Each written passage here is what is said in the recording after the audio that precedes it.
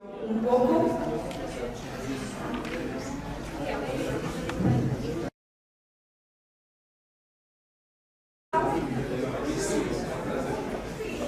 Pero bueno, vamos comenzando. Este último panel de este segundo día del Congreso Reflexiones Indispensables lo titulamos Retos para la construcción de narrativas plurales en Colombia, y queremos darle la bienvenida a este panel de mujeres, a las invitadas María Alejandra Pautasi, a Carolina Gómez Pulido y a Miriam Astrid Loaiza Ríos. Y para acompañar esta conversación tenemos en la moderación a Italia Zamudio. Ella es antropóloga de la Universidad Nacional de Colombia, es magíster en antropología contemporánea de la Universidad de los Andes, ha desarrollado su trabajo investigativo etnográfico en el campo de las memorias, las identidades y los territorios en escenarios de conflictividad social y armada, y actualmente se concentra en el trabajo de políticas públicas de museos y su función como espacios de profundización democrática en Colombia.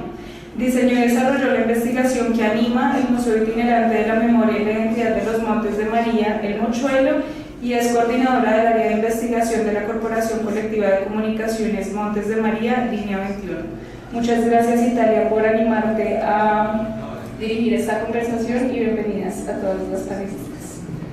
Muchas gracias a ti, muy buenas tardes a todas y a todos. Vamos a hacer una improvisación metodológica dado el tiempo que nos queda, pero quisiera hacer una muy breve introducción sobre el sentido del espacio. A lo largo de las diferentes ponencias que hemos escuchado estos 2 días, ha habido un elemento común que es a la vez reflexivo, que es a la vez crítico, pero que a la vez nos está mostrando el camino hacia adelante en términos de qué hacer con lo que nos ha ocurrido como sociedad, qué hacer con esas narraciones de dolor, qué hacer con esos testimonios de lo que ha significado vivir la guerra en nuestro país, y qué hacemos con esas narraciones para que se conviertan en un espejo reflexivo que nos interpele, que nos pregunte, que nos haga imaginar futuros distintos a la violencia. Los archivos tienen esa posibilidad en sus manos. Son lugares para la memoria, son lugares de la memoria, son lugares de reflexividad, son lugares de creación, son lugares para el diálogo, para el reencuentro. Y esa ruta de percepción sobre el sentido y función de los archivos es lo que vamos a escuchar esta tarde, con 3 voces absolutamente maravillosas, con unas experticias enormes al frente de cada uno de sus ámbitos de archivísticos. Y vamos a hacer una reflexión en torno a preguntas estratégicas en función de los objetivos de este encuentro. ¿Para qué los archivos en términos de reconciliación, en términos de redescubrirnos como sociedad? ¿Para qué los archivos si nos traen dolor, si nos traen angustia, si nos recuerdan el miedo y la rabia? ¿Qué sentido político transformador despliegan cada uno de estos archivos con su propio trabajo, con las comunidades, con sus grupos de interés? ¿Y cómo logramos que este trabajo archivístico, que es capital en clave de futuro, sea entendido por la gran sociedad colombiana, dentro y fuera del país?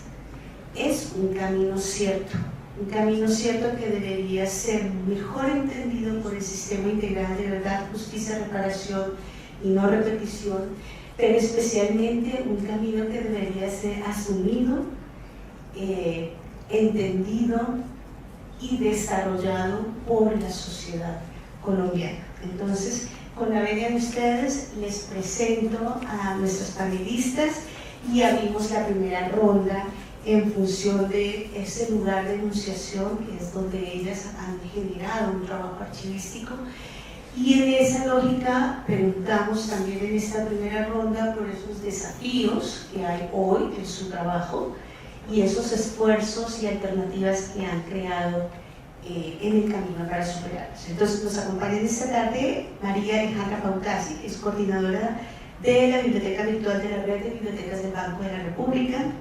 Ella es literata y tiene una maestría en medios digitales y en historia del arte.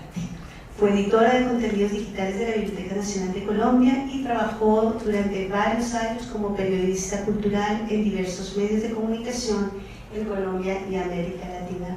Muchísimas gracias por acompañarnos. Soy Alejandra. También está con nosotros Carolina Gómez Pulido, profesional en estudios literarios de la Universidad Nacional de Colombia e investigadora de archivos del BUO.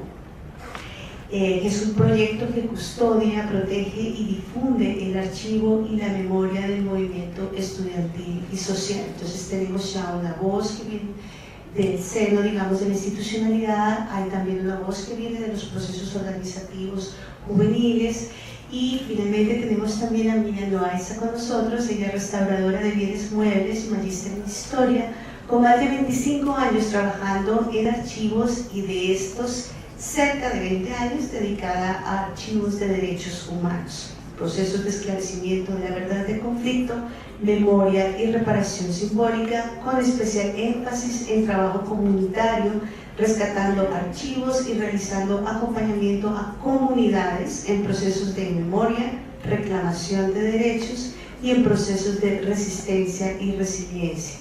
Se ha desempeñado como líder de procesos del exilio, el retorno y el exilio del Centro Nacional de Memoria Histórica, y como parte del equipo de investigación y redactor del informe La Colombia fuera de Colombia de la Comisión para el Esclarecimiento de la Verdad. Yo les doy la bienvenida y les cedo la palabra para esta primera ronda.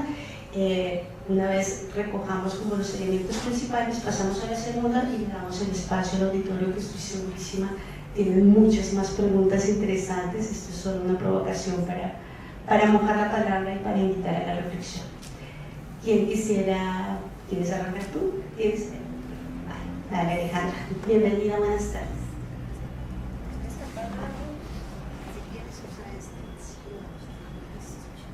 ¿Aló?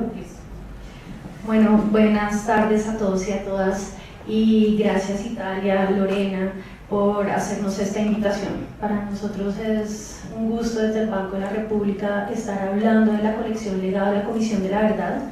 Es una colección que venimos trabajando desde el 2022, año en el que la Comisión de la Verdad nos dio una licencia de publicación de los archivos y de los contenidos que estaban en la Transmedia.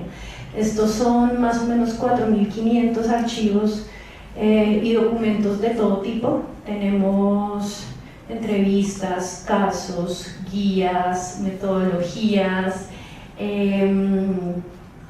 tenemos por supuesto los tomos en diversos idiomas con sus anexos, tenemos videos, productos de divulgación que se hicieron. Estamos en este momento, ahorita les cuento un poquito sobre cómo es el proceso de lo que estamos haciendo y cómo está estructurada la colección, pero tenemos algunos de los materiales didácticos y de divulgación que hizo la misma comisión para la apropiación de los informes. Entonces, ¿cómo empezó este trabajo? Nosotros recibimos esta licencia, esta autorización de publicación, y a finales del 2022 publicamos los tomos de la comisión en la Biblioteca Virtual del Banco.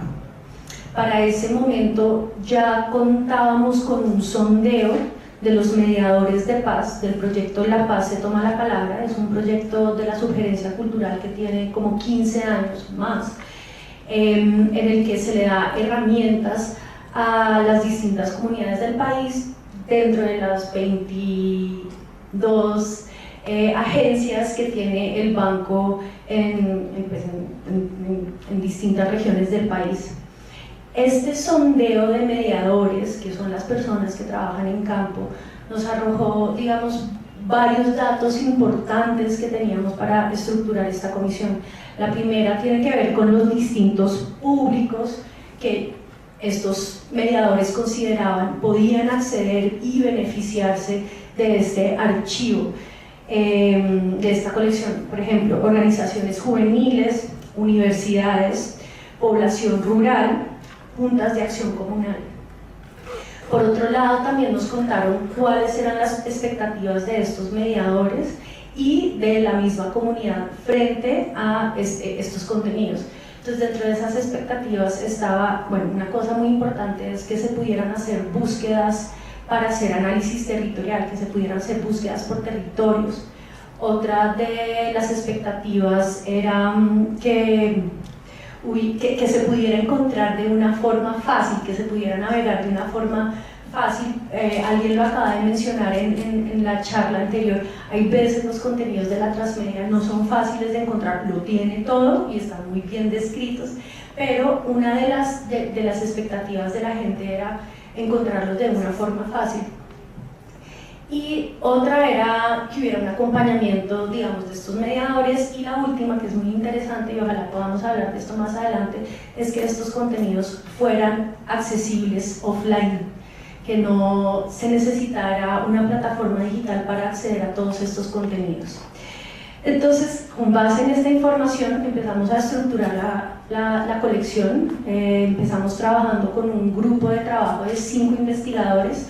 Todos hicieron parte de la construcción de la transmedia. Algunos trabajaron en la parte de catalogación de la Comisión de la Verdad, otros trabajaron en el tesauro, y con ellos empezamos a definir lo que, y si acá no hay público especializado, por favor, perdónenme, a definir lo que llamamos un esquema de metadatos, es decir, la información que está atada a cada uno de estos documentos para que puedan ser recuperables.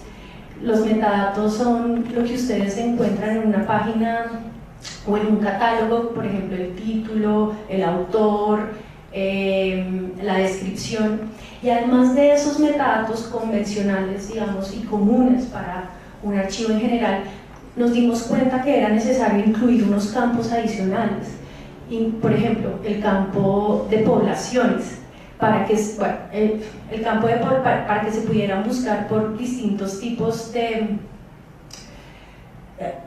víctimas o de personas que fueron afectadas por el conflicto armado. Entonces ahí se pueden hacer búsquedas por mujeres, población LGBTQI+, niños, niñas, adolescentes, comunidades negras, comunidades indígenas, comunidades campesinas, defensores de derechos humanos. Hay otro campo, entonces, con lo que también estructuramos esto, es el de la cobertura geográfica. Entonces también es posible hacer búsquedas no solamente por las regiones del país, sino también por ciudades, municipios y hasta corregimientos. Otro metadato, otro campo del que estamos muy orgullosos, pero también se puede hacer búsquedas por estructuras armadas. Y bueno, digamos que este trabajo siempre estuvo pensado para que la estructura de la colección y para que los contenidos que en ella están incluidas reflejara una pluralidad de voces, reflejara la multiplicidad de territorios, y no solamente lo reflejara, sino que le hablara, le conversara a esos posibles usuarios. En este momento la colección se puede navegar por temas, se puede navegar por las recomendaciones de la comisión. Entonces tenemos documentos recomendados para educación básica primaria, y uno ahí encuentra todo. Si uno es, por ejemplo, un profesor, se mete ahí y encuentra los documentos. Tenemos otra que es recomendaciones para investigadores, y tenemos otra recomendaciones para educación no formal y comunitaria. Entonces los distintos públicos yo creo que pueden acceder de una forma, relativamente sencilla a todos estos documentos. Y bueno, al día de hoy empezamos este trabajo en 2022, a finales del 2022, todo 2023 estuvimos publicamos alrededor de 1000 documentos, y esperamos que para finales de este año cerremos el 2024 con 2000 documentos.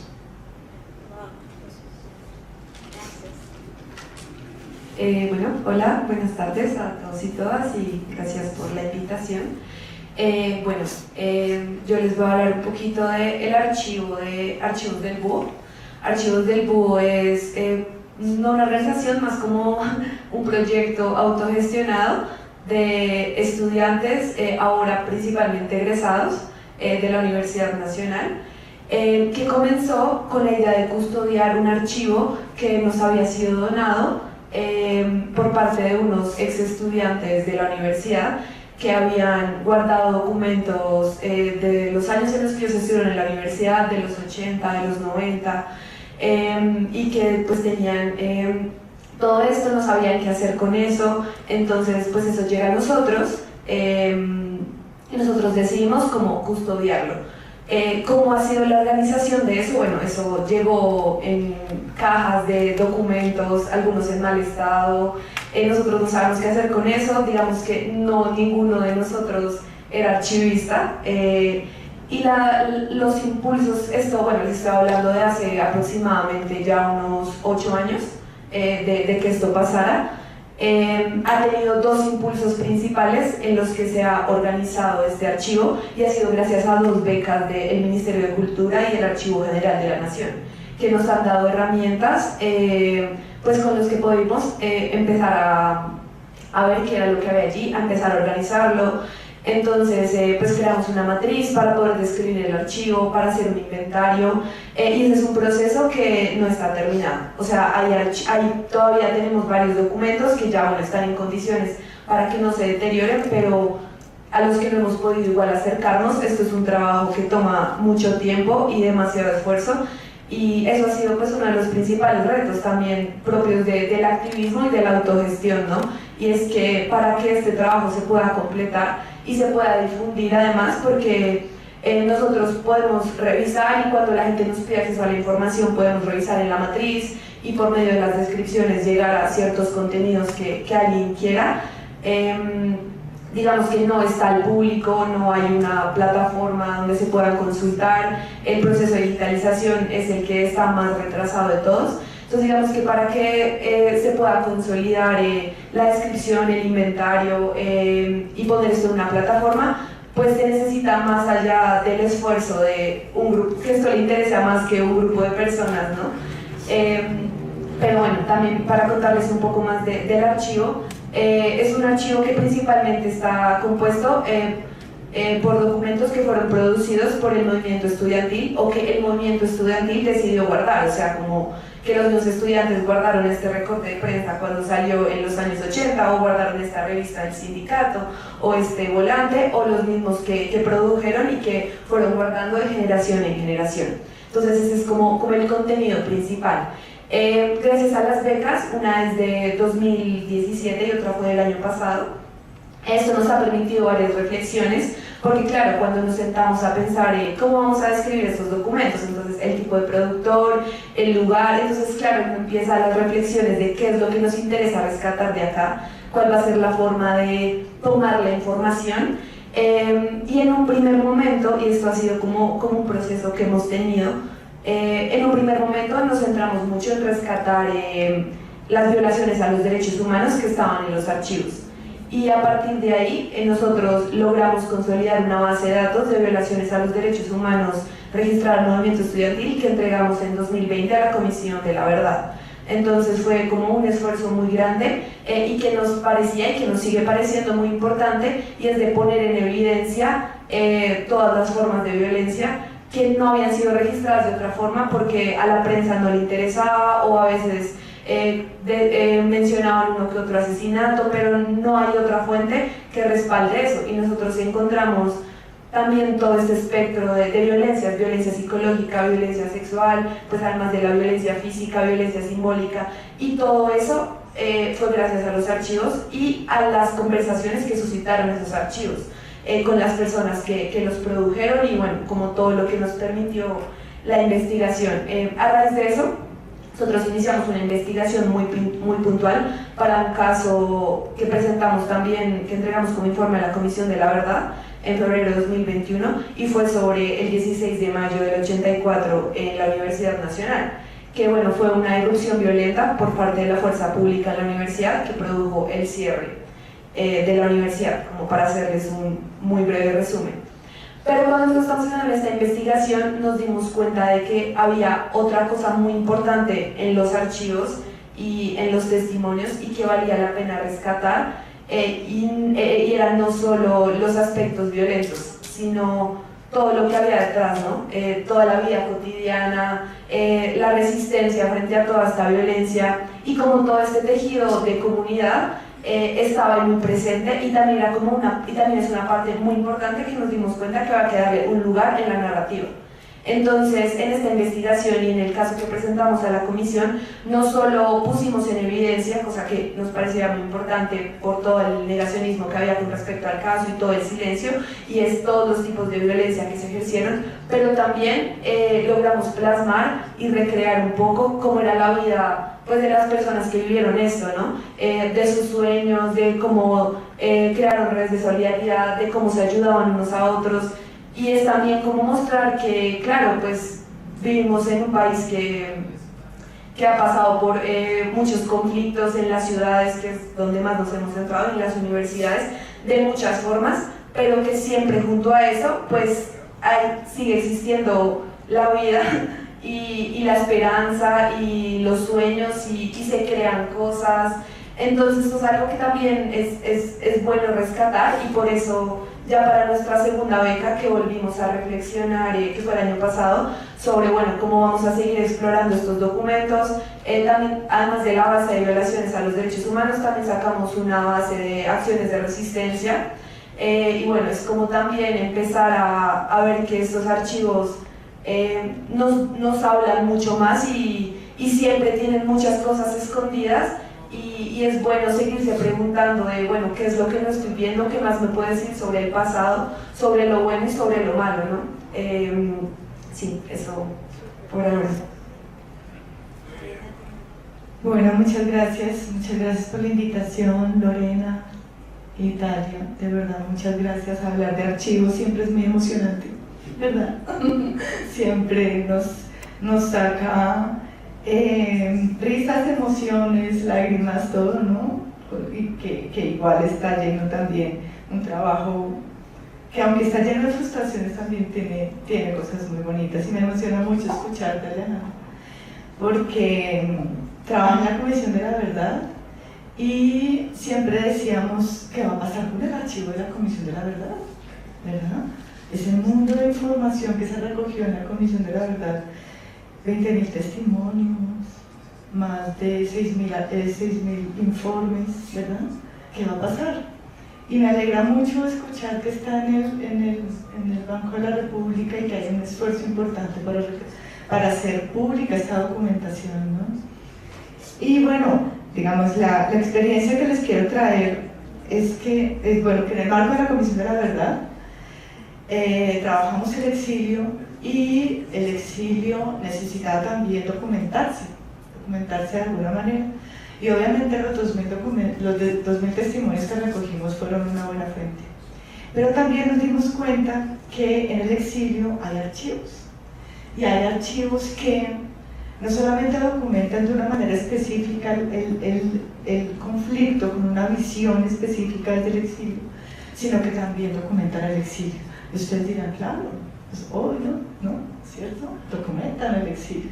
Pero es que el exilio salió, la gente que salió al exilio salió con sus archivos, porque no solamente fueron perseguidos por su militancia política, su militancia social, por sus procesos sociales, porque estaban reclamando tierras, porque estaban reclamando sus personas desaparecidas, sino porque también fueron perseguidos porque tenían en sus manos una documentación delicada, una documentación que no solamente hablaba del conflicto armado, sino que implicaba las acciones de omisión del Estado y de responsabilidades específicas, ¿verdad?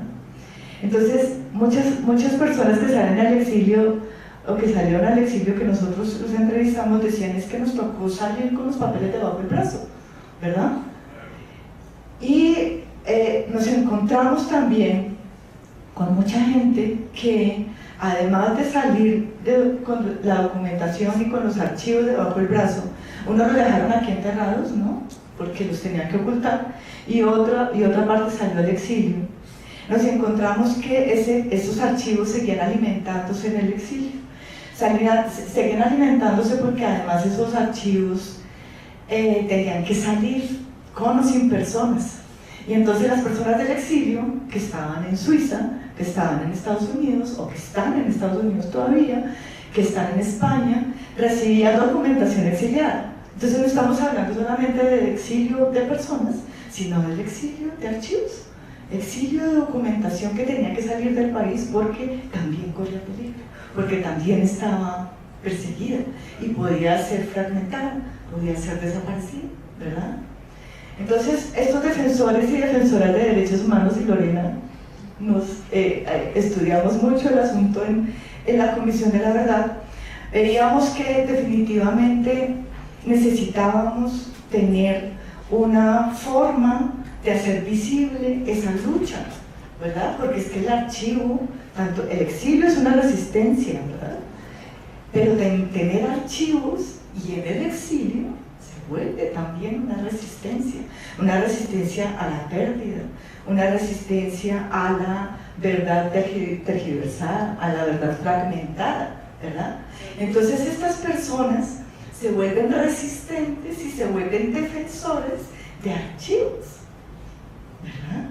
Personas que además en sus casas de migrantes, ¿verdad? Que pueden tener ¿cómo se llama? Un refugio y asilo, ¿verdad? O pueden tener una condición de migración reconocida, que ese es un muy bajo porcentaje, ¿verdad? Casi todas las personas que están en el exilio son personas migrantes forzadas que no fueron reconocidas y que no tienen la condición de refugio o asilo, pero que a pesar de estar en esa condición, están en sus casas, en el exilio, acumulando información y permitiendo que las personas que llegan también llegan con documentación y la siguen acumulando. Entonces, cuando nos dimos cuenta de eso, de esa información que no podía ser consultada del todo, porque igual que pasa en Colombia, los archivos están resguardados por personas que no tienen los recursos para su buen mantenimiento y todo esto. Entonces necesitábamos de alguna manera hacer visible esta lucha, porque la creíamos, como les digo, una lucha, una defensa en materia de derechos humanos. Entonces decidimos hacer el censo de archivos del exilio, ¿verdad? Un censo de archivos tomando un poco la experiencia del Registro Especial de Archivos del Centro Nacional de Memoria Histórica, tomando un poco ese entusiasmo que le transmiten a uno las personas que tienen archivo, ¿verdad? Porque cuando una persona empieza a hablar de su archivo, no termina. Es una persona, ¿verdad?, que empieza, es que sí, yo salí con tantos documentos, pero imagínense que llegaron fulanitos, y aquí estuvo el embajador, y entonces empiezan a contar su historia de lucha a través de la historia del archivo, ¿verdad? Entonces teníamos que censarlo, y queríamos censarlo para tener una posibilidad de hacer visible esa lucha. Y estábamos en la Comisión de la Verdad, y también nos encontramos con un obstáculo, que seguramente la hemos encontrado todas y todos, y es la generación de confianza. Uno de los obstáculos más grandes que encontró la Comisión de la Verdad para la toma de sus testimonios, la generación de confianza, ¿verdad? Mucha gente quiso contribuir con su verdad, pero muchas personas también dijeron, mejor que no, ¿verdad? Mejor yo me quedo con mi historia, ¿verdad? Y mi historia es para mí, que después yo miraré si hay las condiciones para esto, ¿cierto? Pues eso mismo pasó con los archivos, y sí que pasó con los archivos, ¿verdad? Sabíamos que cada exiliado tiene su propio archivo, cada exiliado, ¿verdad? Así sea pequeñito, tiene su propio archivo porque documenta su propio proceso. Pero además sabíamos que habían personas que habían acumulado más información y que queríamos censarlas, ¿verdad? Y les decíamos, venga, denos una entrevista para hacer este censo. Y nos decían, no, mejor no, es que aquí hay información muy importante. es que aquí hay información que puede ser utilizada por otras personas, ¿verdad? Y estamos hablando de refugiados, de exiliados y de migrantes forzados, ¿verdad? Entonces decían, mejor no. Entonces, a pesar de esto, logramos censar 9 archivos. 9 archivos en Europa y en América, ¿verdad? Uno en Suiza, uno en Estados Unidos, 2 en Centroamérica, 2 en Sudamérica. Y queríamos mucho más, pero no lo logramos.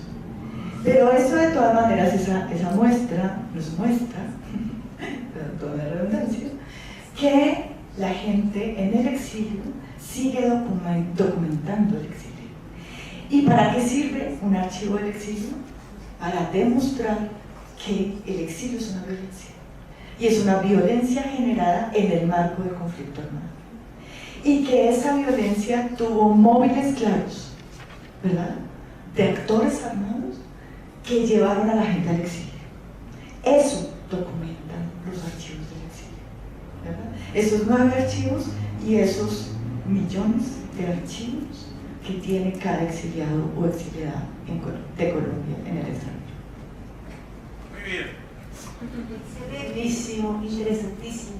Hay 2 elementos que encuentro yo compartidos, por supuesto, en contextos de escenarios y apuestas distintas, institucionales, sociales, políticas. El primero es entender los archivos como un camino efectivo de resistencia.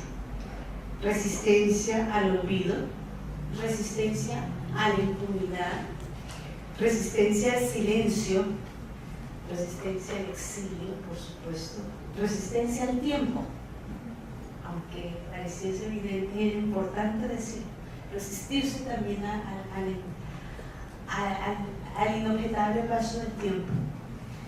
Y así como es un camino de resistencia, también es una forma política de narración de la lectura frente a lo que ocurrió y de la postura frente a lo que debería ocurrir en un Estado social de derecho, por ejemplo.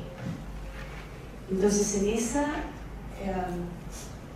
forma de entender los archivos como una estrategia de resistencia, pero también como una apuesta política, yo quisiera preguntarles cómo hemos avanzado en términos de construcción de voces ciudadanas, políticas, capaces de transformar las realidades de violencias en los distintos territorios y escenarios donde estos archivos nacen, crecen. ¿Cómo hemos avanzado allí? ¿Qué necesitamos para llegar más lejos? ¿Quiénes deberían participar más de esa ruta y por qué?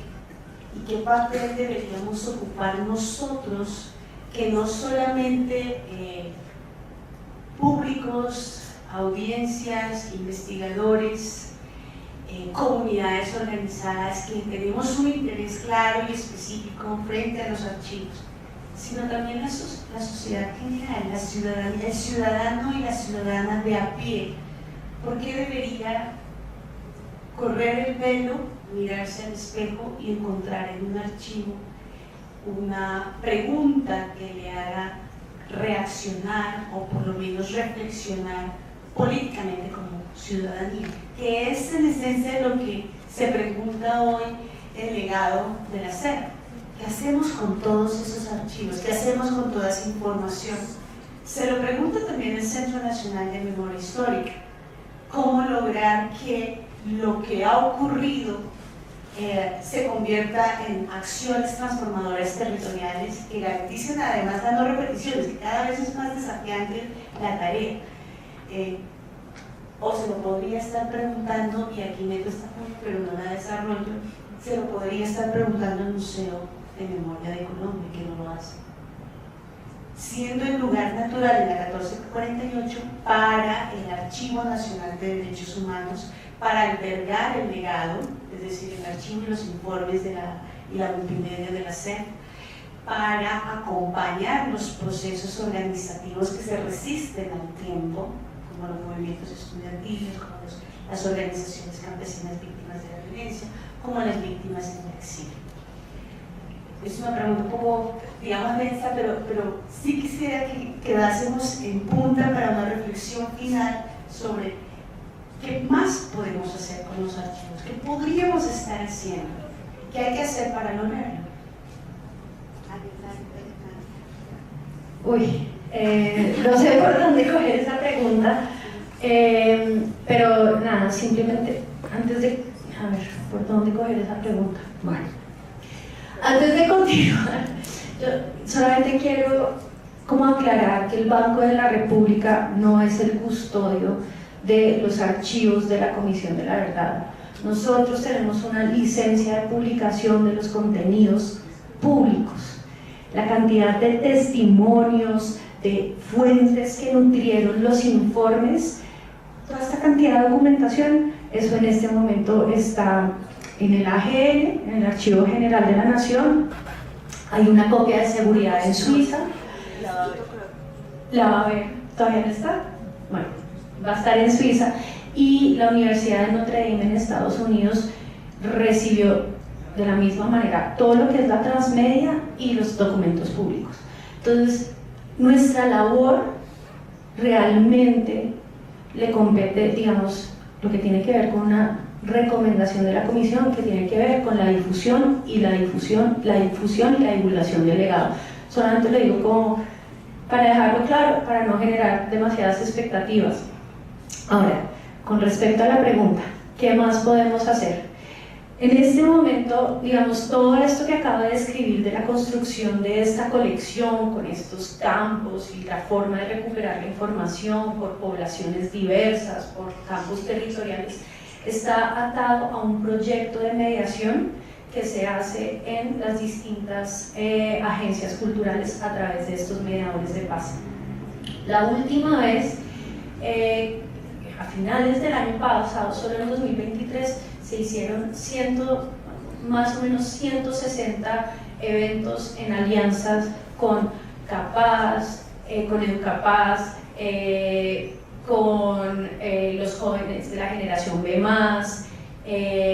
con distintas organizaciones que le llegan a la población civil, bien sea en centros educativos, en colegios y por supuesto en bibliotecas.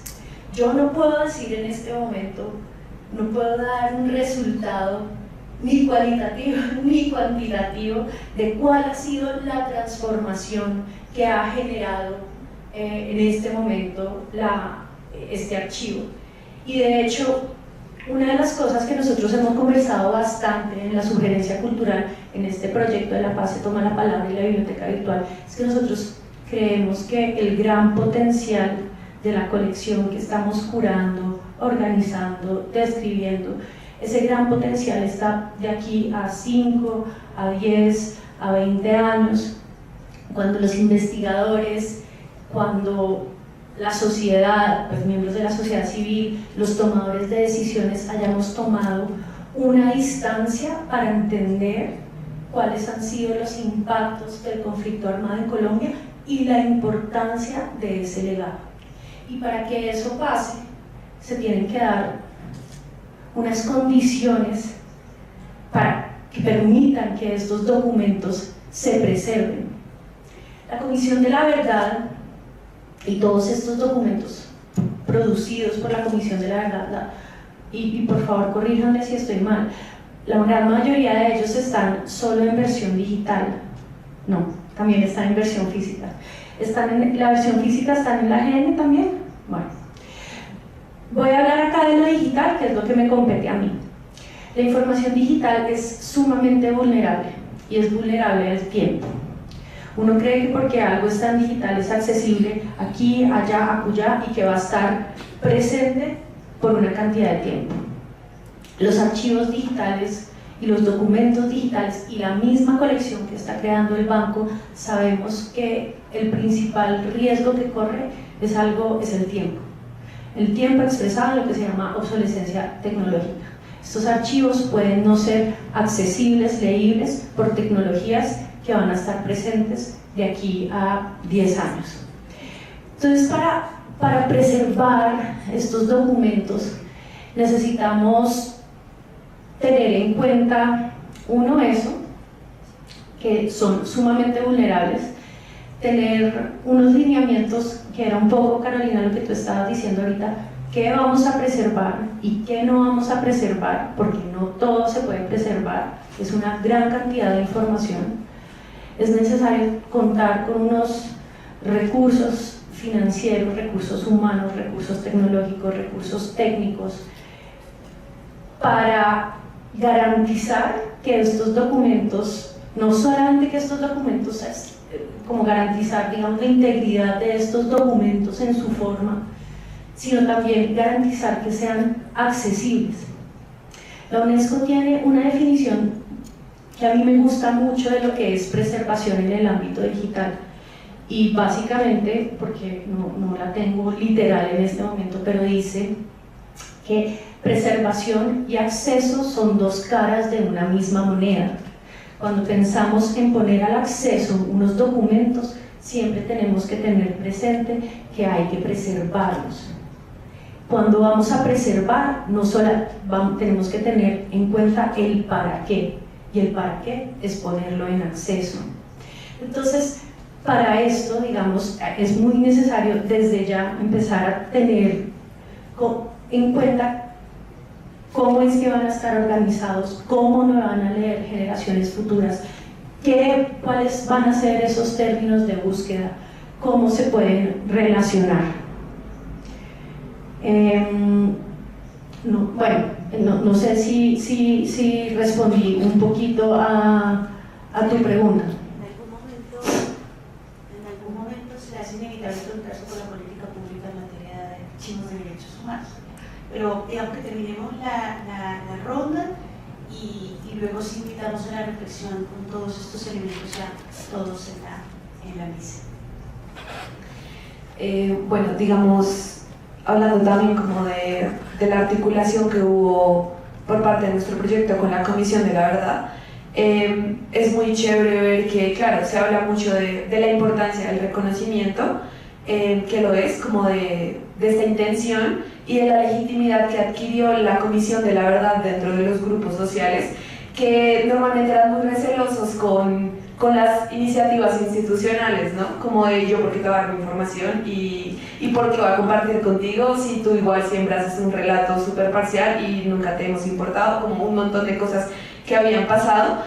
La comisión hizo una presencia muy importante que se legitimó dentro de muchos grupos, y eso hizo posible esta exploración y estas reflexiones que, por ejemplo, nosotros nos suscitaron tanto la presentación de la base de datos de violaciones a los derechos humanos registradas por el movimiento estudiantil, como el informe sobre los hechos del 16 de mayo, que terminó siendo un informe sobre un periodo muy importante del conflicto armado al interior de la Universidad Nacional en Bogotá.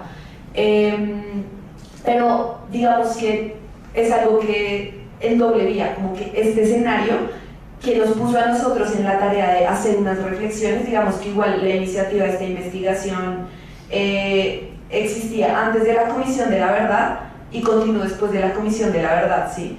Y es chévere como el escenario que nos permitió la Comisión de la Verdad y el lugar en el que lo puso, pero también como volviendo a lo de los impactos y cómo esto transforma, es todo eso que generó también hacia adentro de la universidad misma y lo que puso a circular sobre la historia del conflicto armado dentro de la universidad, en la gente, en los diferentes procesos organizativos. Entonces nosotros, por ejemplo, hemos tenido varias iniciativas sobre la cartografía y sobre los lugares de memoria. Esto también es un esfuerzo que ha hecho harto el Centro de Memoria, Paz y Reconciliación acá en Bogotá, y es como de volcarse sobre los lugares y hablar sobre lo que ha pasado ahí. Y esto al interior de la universidad y también en la ciudad, yo sí considero que cambia la forma en la que la gente habita los espacios. Cuando cuando sabe o sí, cuando conoce o se pregunta por las cosas que hayan pasado y por los sitios en los que transita. Entonces, pues es muy chévere ver cómo se vuelven igual escenarios de disputa, de unas disputas que son disputas que se traspasan de los archivos a los lugares. Entonces, claro, es muy bello porque, claro, es lo que hablábamos, ¿no? Los archivos es peligroso tenerlos, ¿por qué? Porque contienen información que es peligroso, que no es de interés porque habla sobre responsabilidades, sobre violencia institucional, sobre un montón de cosas que es riesgoso, y por eso mismo cuando se decide hablar sobre esto y hablar en la comisión de esto y en otros escenarios, es un poco empezar una disputa sobre la verdad y sobre lo que pasó, y eso es algo que los archivos permiten hacer. Pongo un ejemplo muy pequeño y es un estudiante que fue asesinado el 9 de mayo del 84, se llamaba Chucho León. Él fue asesinado en Cali y Medicina Legal le hizo un reporte en el que básicamente dijeron: si tienes 2 heridas de bala, murió a tal hora. Y cuando lo llevaron a Pasto, porque él era de Pasto, un amigo de la familia dijo como: no, vamos a volverle a hacer una autopsia. Y en la sala de velación le volvieron a hacer una autopsia, y gracias a esa autopsia y el documento que quedó, es que en Bogotá los estudiantes pudieron repartir la voz de que el estudiante había sido torturado porque su cuerpo tenía marcas de tortura y que habían sido muy extrañas realmente las circunstancias de su muerte, de que los tiros con los que lo asesinaron fueron tiros de gracia. Una cantidad de cosas que se disputaron gracias a esos archivos, y que eso mismo, lo que les decía, se pasa a los lugares y abre diálogos que hacen que la gente transforme la forma en la que habita los sitios. Entonces, esto es chévere. Digamos que nuestra intención es como, claro, este ejercicio de mediación es muy bello, como entre los archivos, los lugares, un poco llevarle esta información a las personas, pero es un poco lo que habla la dificultad, y sería chévere que más allá de un grupo de personas, porque pues estamos hablando de archivos de derechos humanos, que más gente tuviera acceso a ellos y pudiera hacer lecturas, y todo tipo de lecturas, no solo lecturas como que produzcan lamento y rabia y miedo, sino también lecturas que produzcan esperanza y otras cosas, incluso compañía, ¿saben? Porque hay algo muy bonito que tienen los archivos del movimiento estudiantil y de los jóvenes, y es que son unos archivos muy cargados de futuro, así como en clave de todo esto que se pensó la comisión también, y es porque hablaban mucho de como esta cosa que tiene mucho la gente joven, que ve demasiado futuro por delante y como que piensa que todo es posible, pero es una cosa que va mucho más allá de las ideologías políticas y claro, o sea, había gente con formación y que estudiaba ahí, pero a lo que me refiero con los plagados de futuro no es como, el mundo debería ser de esta forma, es como no. Es un futuro que es posible y que estamos construyendo en el presente, con nuestras relaciones, con la forma en la que nos organizamos, en las que tejemos redes de solidaridad, en las que creamos, en las que compartimos, y todo eso es bonito verlo en los archivos y mediarlo para que salga a la luz y que eso también se llene en los espacios, porque a la larga es eso, es como gente hoy también se vea reflejado en los jóvenes de antes, y que eso los oriente, ¿no? Los oriente en cómo vivir en este país, y en un país que ha atravesado por tantas cosas. Entonces, yo creo que sí son muchos elementos,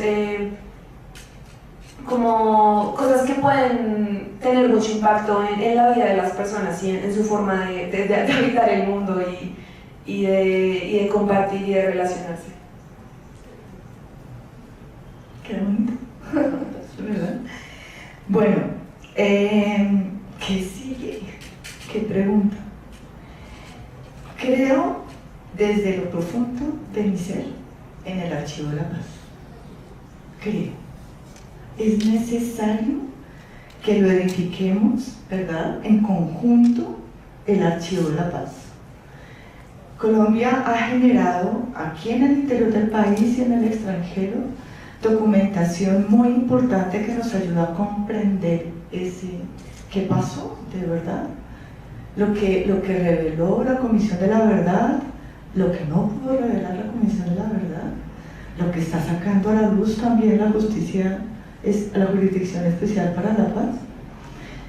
Y esto tiene que ser resguardado, lo que tiene el Centro Nacional de Memoria Histórica, lo que en este momento resguarda el Archivo General de la Nación, con el archivo de la Comisión de la Verdad. Esto tiene que estar custodiado de una manera especial, tiene que aplicarse a las políticas públicas de archivos de derechos humanos de manera estricta, ¿verdad?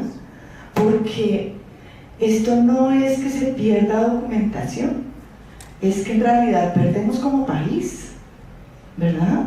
Porque es que el archivo, aunque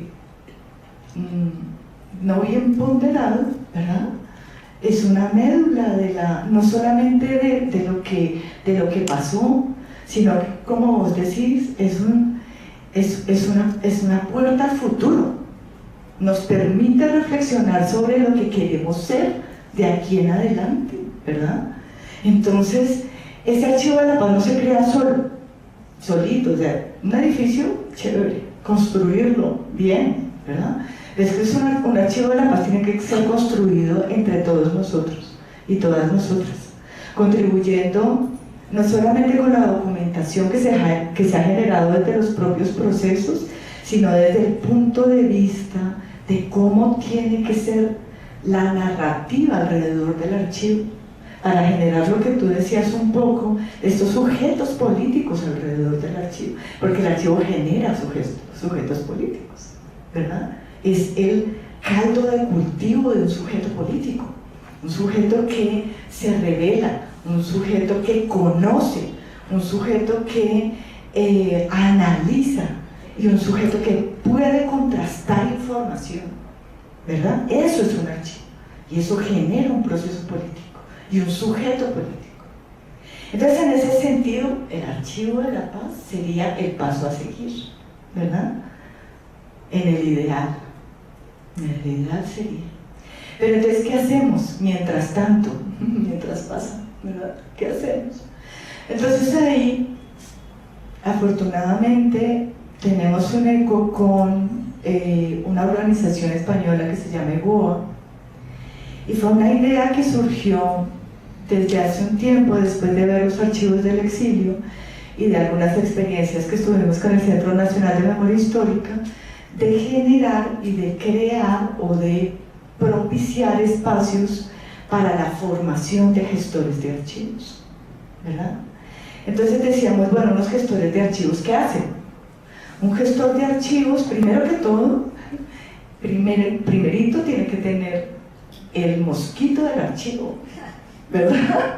Tiene que gustarle el archivo, un gestor, y no es cualquiera, ¿verdad? No todos.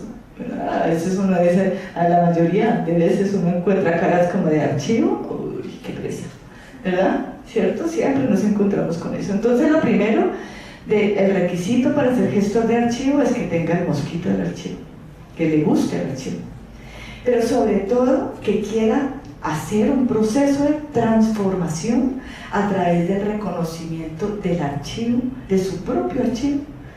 Reconocer que el archivo puede eso, transformar procesos, puede transformar definiciones, puede transformar conceptos, puede debatir conceptos, ¿verdad? Entonces tiene que ser consciente que tiene en sus manos un tesoro documental. Esto es una frase de cajón, pero en realidad es una frase profunda que permite en realidad ser consciente de la documentación que se genera, o que estamos generando, o que estamos acumulando, ¿verdad? Porque muchos acumuladores de información, por lo general, no saben de verdad lo que tienen, ¿cierto? Entonces, hacer una formación continua, ojalá, de gestores de archivo, genera un sujeto político, ¿verdad? Un sujeto activo en la sociedad que permite ese contraste, ¿cierto?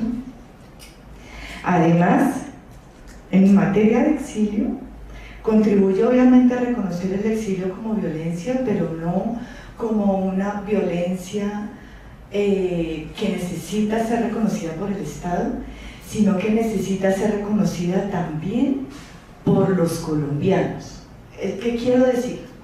Cuando nos enfrentamos a los archivos del exilio, y este es el ejemplo particular, nos damos cuenta de esa Colombia que quisimos ser o que pudimos ser, ¿verdad?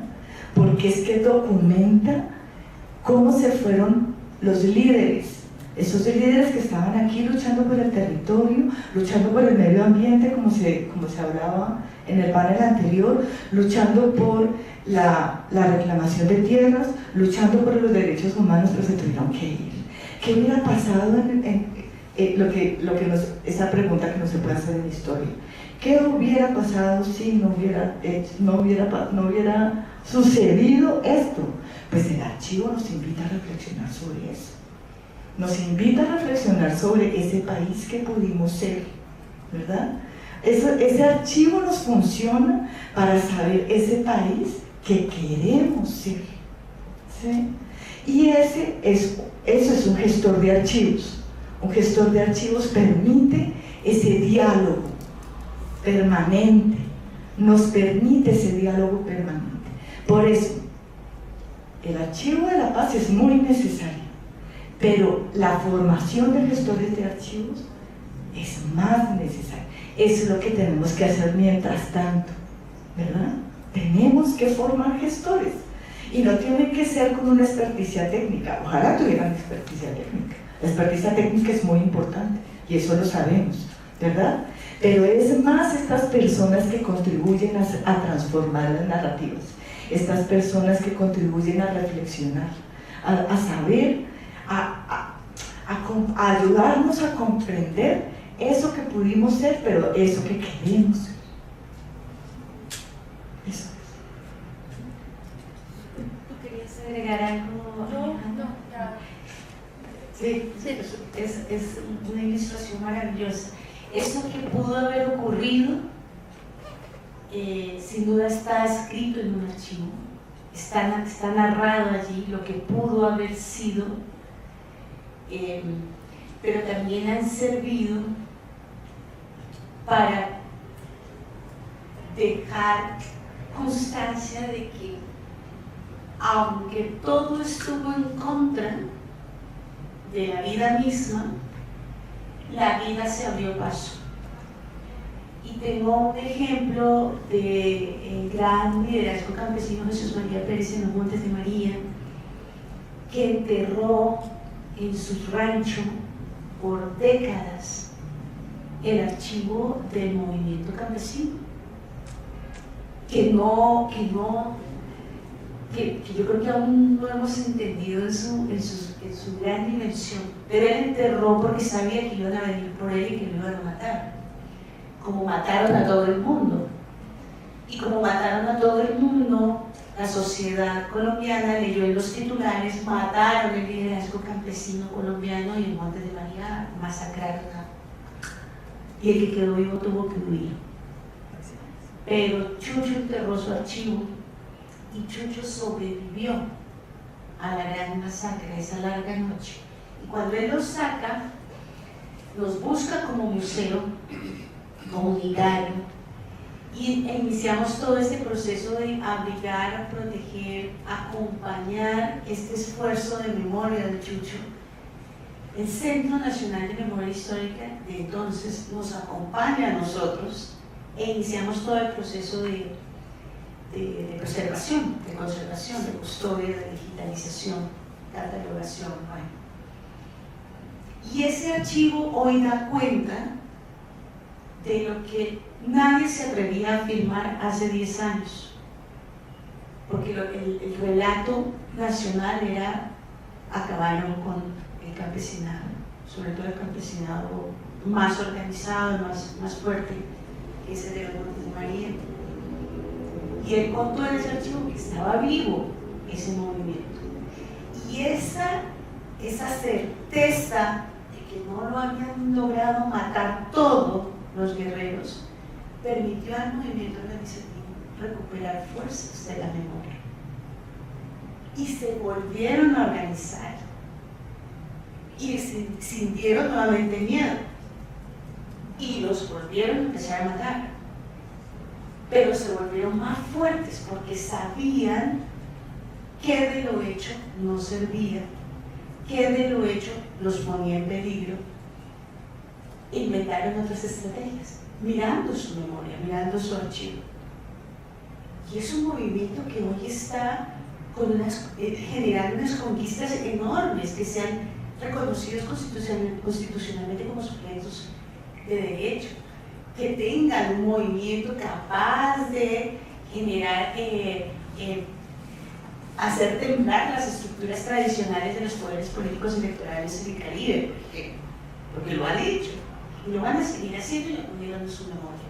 Entonces sí, los archivos nos permiten mirar qué pudo haber sido si no nos hubieran matado, para quienes protagonizan esos archivos, pero también son una fuente de vida, son una fuente de acción, son una fuente de futuro. ¿Sí? Y bueno, con esta reflexión que me extendí, perdón, quisiera abrirle el espacio también a ustedes para que hicieran preguntas aprovechando esta enorme oportunidad de contar con archivo institucional, archivo comunitario, archivo organizativo, y cerrar el espacio con esta pequeña ronda que dé cuenta solvente, con suficiencia, de esas preguntas que ustedes puedan tener gracias a la participación de nuestras invitadas. Entonces, si alguien quisiera hacer una pregunta o una reflexión, bienvenido. Gracias. Buenas tardes, les saludo desde, hay un saludo fraterno a ustedes de la UNAM, de Ayotzinapa, de México. Soy Agustín Solano López, egresado de la Normal de Ayotzinapa, estudiante de la UNAM actualmente. Pues estas reflexiones, estas ideas que abonan mucho a la historia de una realidad en la cual ha sido violentada, y a pesar de los años siento que aún, y precisamente de qué tan importante es un archivo, de qué tan importante es una carta con dedicatoria, hasta aquel archivo que me dice o que da cuenta de una información oculta, en el caso de México, de los vuelos de la muerte.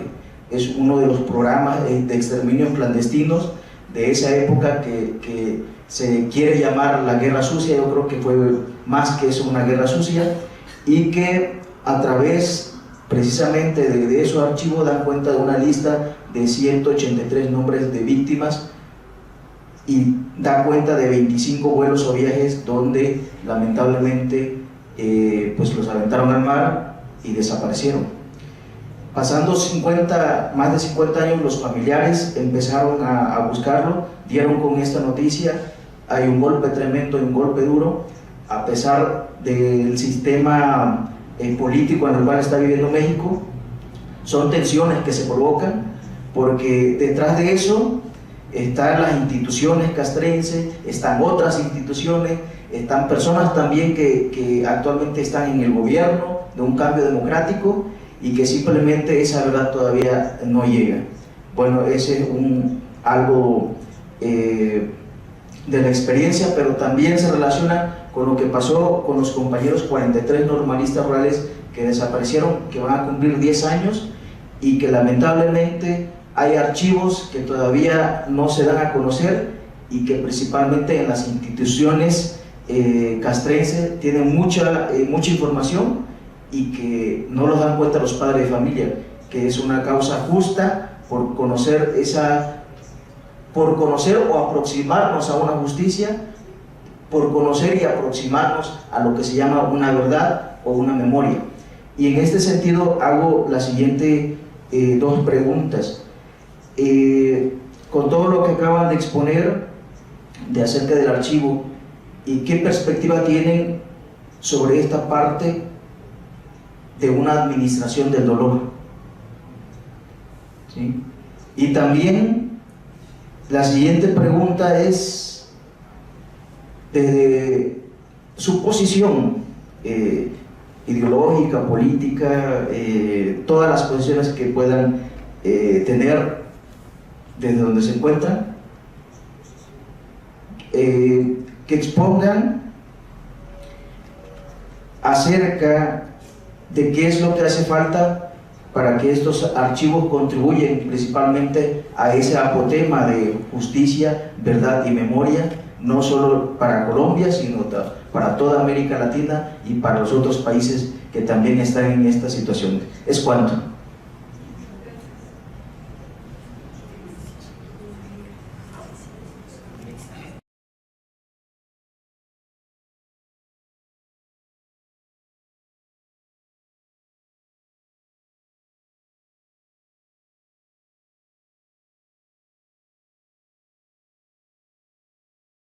Que quedó por fuera, es decir, como las referencias que están haciendo es sobre cosas que están compiladas, cosas que se pueden hacer con los archivos, el poder de esos archivos, pero sería interesante saber en lo que ustedes conocen, en lo que el universo de información que hay, que quedó por fuera, digamos. No sé si tiene sentido esa pregunta, pero creo que es por cuando uno ve la exposición de ustedes, es como que la SEP abarcó todo, pero siempre queda un resto. ¿Cuál es ese resto? Yo les propongo una ronda donde pudiésemos recoger desde la perspectiva de cada una las respuestas. ¿Hay otra tercera? ¿Una tercera? Ah, perdón, sí, gracias. Primero, muchísimas gracias. Me alegra mucho ver este panel de mujeres contándonos y ilustrándonos este trabajo maravilloso.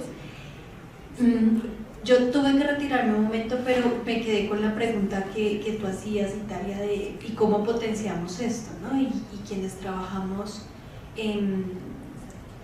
desde un nivel territorial, potenciando a las comunidades, pues, ¿qué podemos hacer también nosotros para potenciar el archivo? Y ustedes que lo conocen, que han interactuado con él y con los diferentes archivos que suministran, alimentan al legado de la comisión, pues también qué nos pueden recomendar, ¿no? A aquellos que aún tenemos ese trabajo en territorio, que podemos seguir potenciando el archivo o ejercicios similares desde los territorios ya pasado el ejercicio del legado de la comisión. Tenemos la última. Gracias. Yo siempre he tenido una inquietud con los archivos en Colombia y es la centralidad de los archivos. Creo que tenemos una tarea de territorializar los archivos, entendiendo que también los territorios construyen archivos, y mi pregunta va: ¿cómo podemos darle vida a una red de archivos? ¿Cómo logramos que los archivos permeen los territorios? Porque luego de la presentación del informe de la Comisión de la Verdad, hablando con algunas personas de la red aliada, hay la sensación como que los archivos se vinieron para Bogotá y se quedaron en Bogotá. Y la transmedia, que es muy potente, pues la ciudadanía no tiene acceso en todo el territorio nacional a la transmedia.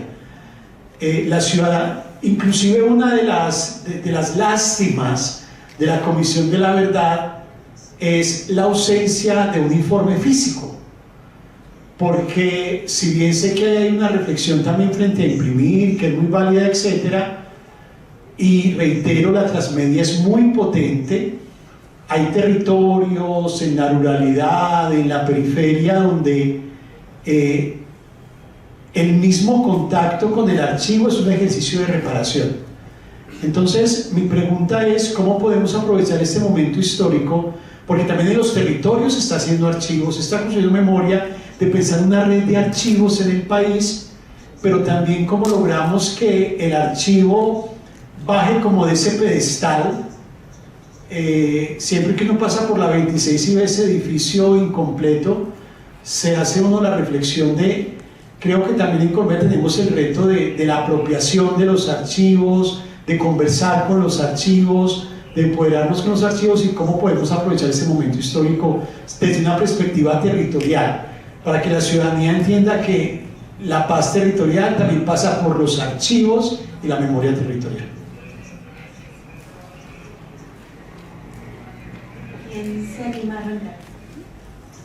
Yo arranco por la última, porque además es una reflexión grandísima que tenemos el deber de hacer desde la institucionalidad y de una institución como el Banco de la República. Digamos, bueno, uno de los grandes retos, y esto iba un poco a lo primero que dije, una de las primeras cosas que nuestros mediadores de paz nos decían es que su gran expectativa era poder tener acceso a esos documentos, a este archivo offline, justamente por lo que tú acabas de mencionar. Y es que muchos de los corregimientos, de los municipios, los lugares que fueron más afectados por el conflicto armado, tienen conexión o conectividad nula o limitada. En el Banco en las agencias y en los centros culturales del Banco de la República en particular, y es una red centralizada, es una red descentralizada, pero honestamente sí hay muchas cosas que se manejan de Bogotá, pero tenemos agencias y sucursales en Leticia, en San Andrés, en Buenaventura, en Quibdó, y muchas veces la comunicación con ellos es difícil, justamente porque son municipios donde puede haber conexión a internet, pero hay luz 2 horas del día, hay servicio de electricidad 2 horas durante el día. Entonces, esa propuesta que tú haces de cómo territorializar todo esto, digamos, en este momento hay unas propuestas muy interesantes y es muy bonito, digo yo, es la intención que hay detrás de poner un archivo en versión digital con esta idea y con esta fe en la tecnología de que eso lo va a hacer más accesible. Sin embargo, eso no es del todo cierto, justamente por lo que acabamos de mencionar, esa falta de conectividad. Y después de tener una gran cantidad y un gran trabajo para construir un archivo en digital, nos estamos dando cuenta que ahora nos tenemos que esforzar en convertir ese archivo nacido en digital en ya offline. Entonces, y no solamente con el archivo de la Comisión de la Verdad, esto se ha dado por otros proyectos como del Museo Etnográfico de que construyeron una plataforma interactiva hermosa para mostrar en Leticia, donde la curaduría fue hecha por las mismas comunidades indígenas y resulta que fuera de Leticia no se podía llevar.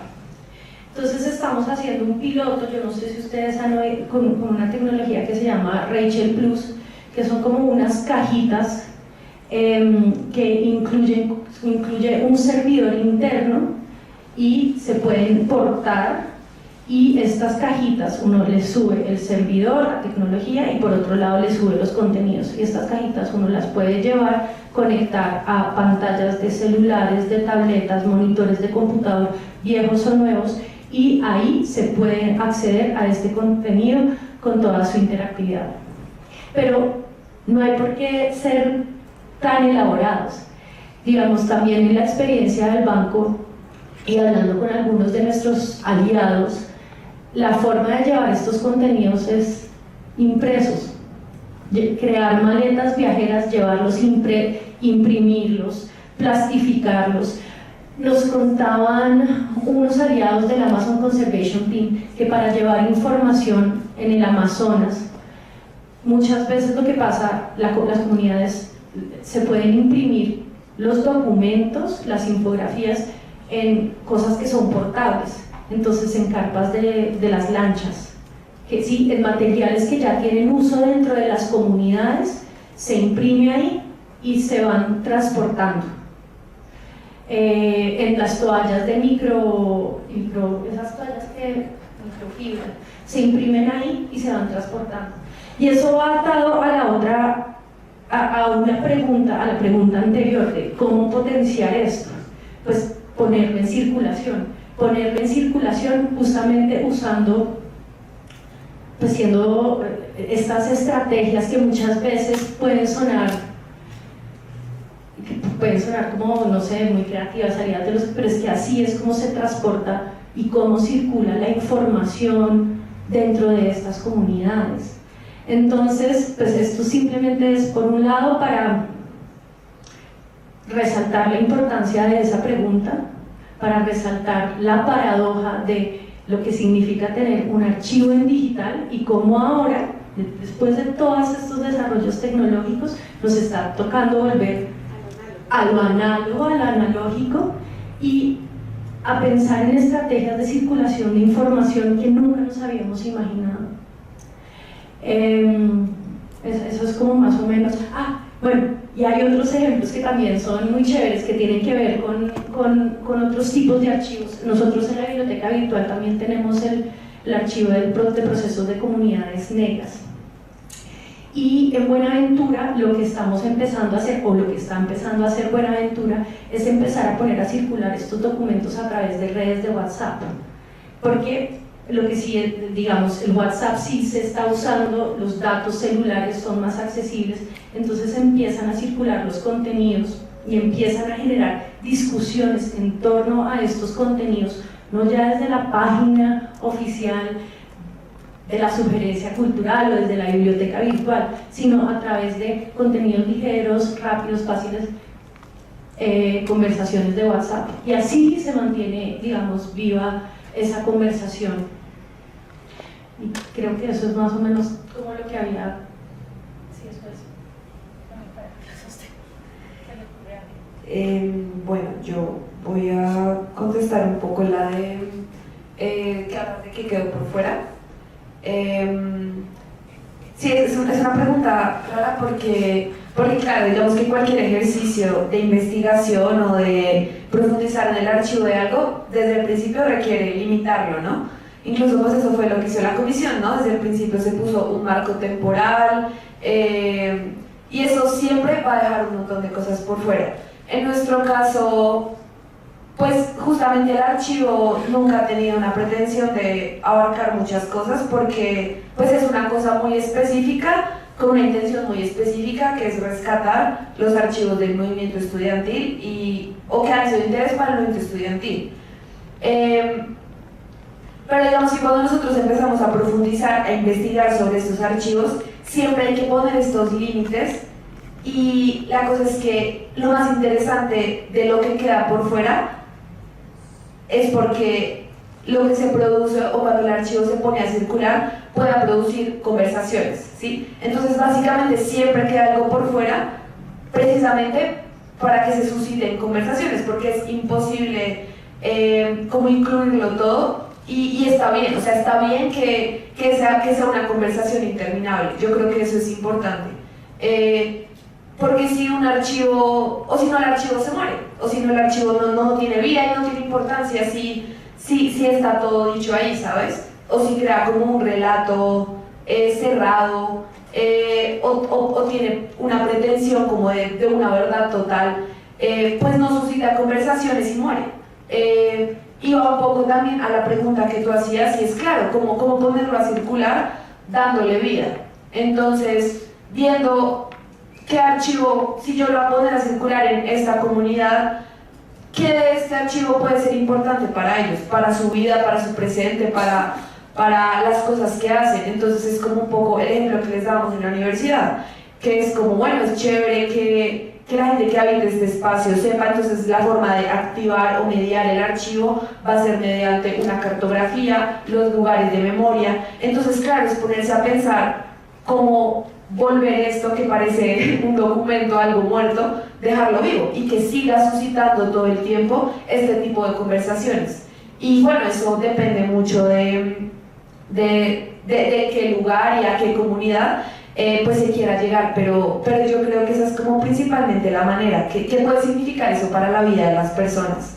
Y que los ponga a pensar y que los ponga a conversar, y así se vuelve parte de sus reflexiones, y yo creo que ese es también el papel del mediador, o de lo que tú hablabas, de los gestores de archivos, que es como este papel tan importante. Yo creo que es en parte como que apunta a eso. Y no sé, eso era lo que...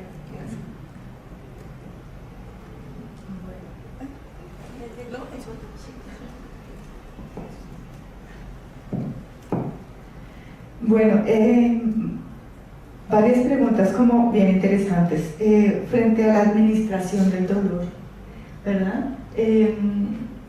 Yo no creo que el archivo administre dolor, ¿verdad? El archivo no es una administración, no es un administrador de dolor, ni el gestor de archivo es una administración del dolor. Yo creo que el archivo nos permite tomar distancia frente a eso, porque el archivo en sí, su naturaleza es neutral en teoría, ¿verdad?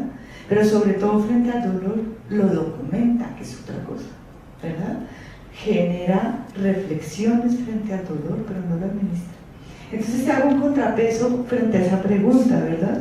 Frente al dolor se documenta, pero también se documentan las resistencias, se documentan las resiliencias y sobre todo se documenta la transformación, ¿verdad? Estamos administrando, ahí sí, lo que se documenta, ¿verdad? Y no podemos, obviamente, claro, el archivo puede generar ciertos espacios donde se suscite dolor por todo lo que está consignado ahí, y es natural si estamos hablando de un archivo de derechos humanos y si estamos hablando de un archivo del conflicto, ¿verdad? Y eso requiere otro tipo de tratamientos que van más allá de la misma naturaleza del archivo, ¿verdad? Desde mi punto de vista. ¿Qué hace falta para que contribuya verdaderamente a la justicia? Esto pasa por procesos técnicos, ¿verdad? De validación de información, de contraste de información, pero yo creo que sobre todo falta consulta. Consulta. ¿Cómo se genera justicia? Gracias a los contrastes que pueden encontrarse en el archivo, ¿verdad? Si nos quedamos con una sola versión, pues esa versión tendrá justicia, pero como esa no es la justicia que nosotros necesitamos, ¿verdad? Necesitamos una justicia contrastada, sustentada, entonces toca consultar el archivo, ¿verdad? ¿Qué quedó por fuera? Estoy de acuerdo contigo, ¿verdad? ¿Qué quedó por fuera? Muchas cosas, muchísimas cosas, pero yo creo que más, yo me haría una pregunta frente a esa pregunta, ¿verdad? ¿Qué sigue frente a esos grandes vacíos que dejó la Comisión de la Verdad? Pues sigue continuar generando información y acumulando información. Tenemos 20.000 testimonios en la Comisión de la Verdad, pues hagamos el 20.001. Tenemos 6.000 informes que se entregaron a la Comisión de la Verdad, pues generemos el 6.001, ¿verdad? Entonces, ¿qué toca? Seguir, continuar, porque la Comisión de la Verdad dejó muy claro que no era un punto final, ¿verdad? Y ese no es simplemente una frase, toca continuar, y nos toca a nosotros y a nosotras continuar, ¿verdad? Entonces, más bien pensemos en cómo debemos continuar todo esto. Y frente a la centralidad de los archivos, tú mismo contestaste la pregunta, hay que generar una red.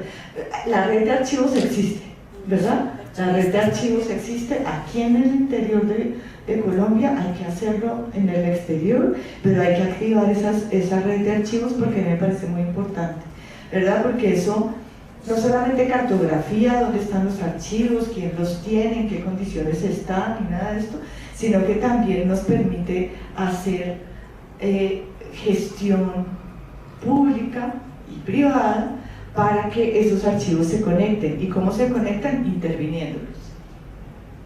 Ya no más, ¿verdad? Si el archivo no está intervenido, si no está organizado, si le faltan procesos de descripción, si los procesos de catalogación no son acordes con las políticas públicas de archivos de derechos humanos, no de archivos común y corriente, sino de archivos de derechos humanos, pues entonces esa red no pasa de ser de una cartografía, y tenemos que profundizar en eso. No, tenemos que caracterizar esos archivos de manera completa, pero también saber gestionarlos.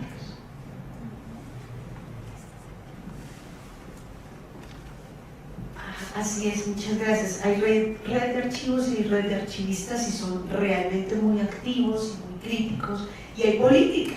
es lo más paradójico, pero es que claramente requiere como una actualización, claramente requiere muchísima reflexión, sobre todo si lo ponemos enfrente del deber ser de un archivo de derechos humanos, su conceptualización, su función, su misionalidad política en términos de construcción de caminos de paz. Y finalmente yo quisiera ahí, no dejar pasar un último elemento. Cuando se diseña toda la arquitectura institucional para la paz como resultado de los acuerdos entre las FARC-EP y el gobierno, esta institucionalidad, por su misma naturaleza y por coherencia también, se concentra en la centralidad de las víctimas y crea un sistema integral de verdad, porque es una estrategia efectiva, necesaria, urgente y exigida por las víctimas, de justicia, porque para eso además surge la JEP,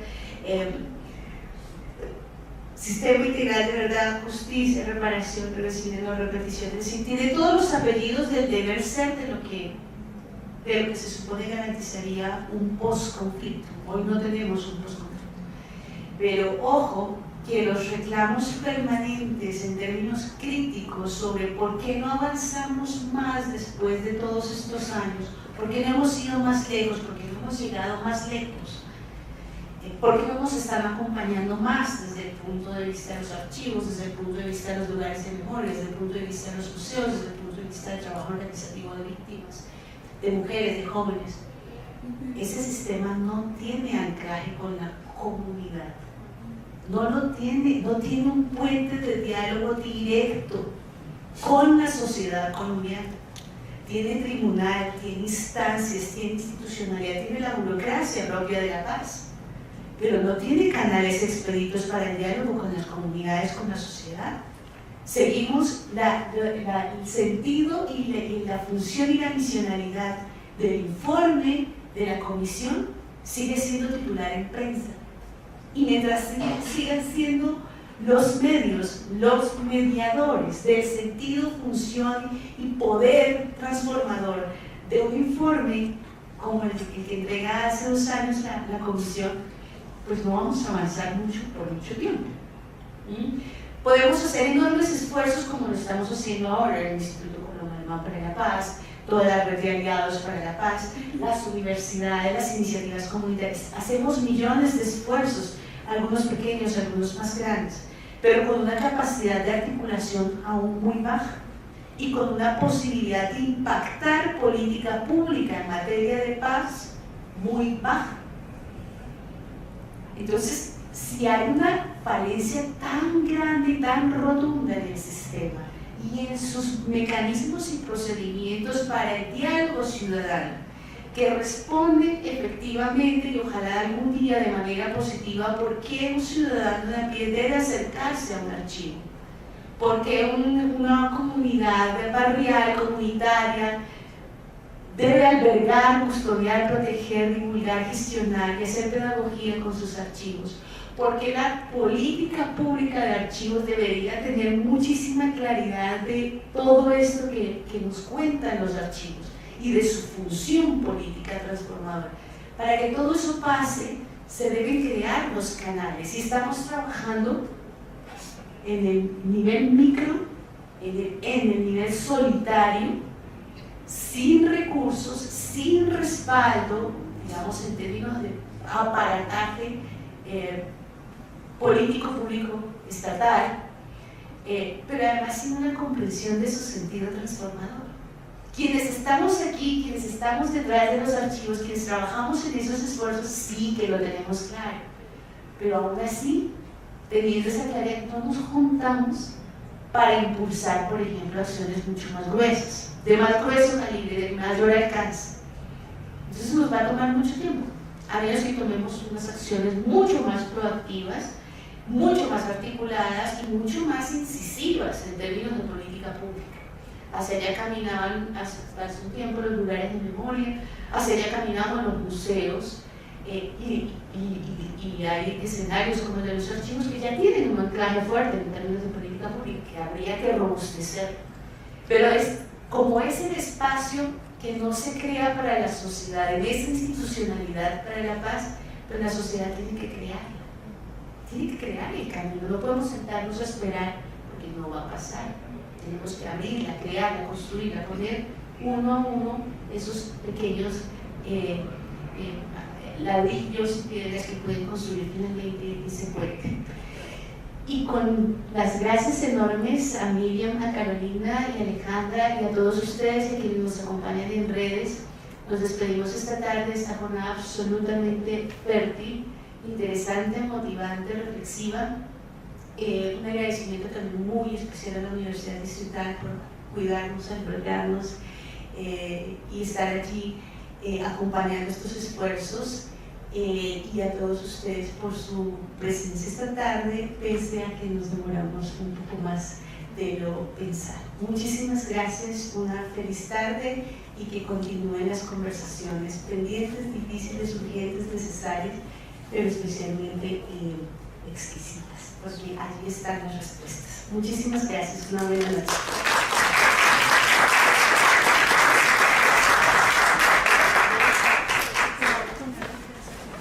Bueno, con esto cerramos. Muchísimas gracias a las invitadas, a las personas invitadas a los paneles. Les recordamos que salimos todos juntos ahora para nuestro destino y les recordamos especialmente a la audiencia que está todavía conectada que mañana la sede que albergará el Congreso es el Centro de Memoria, Paz y Reconciliación desde las 8 de la mañana con una visita guiada comentada por el comisionado Saúl Franco y Gladys Jimeno, y a partir de las 10:30 de la mañana un conversatorio que dará cierre a estos 3 días de congreso. Así que muchas gracias.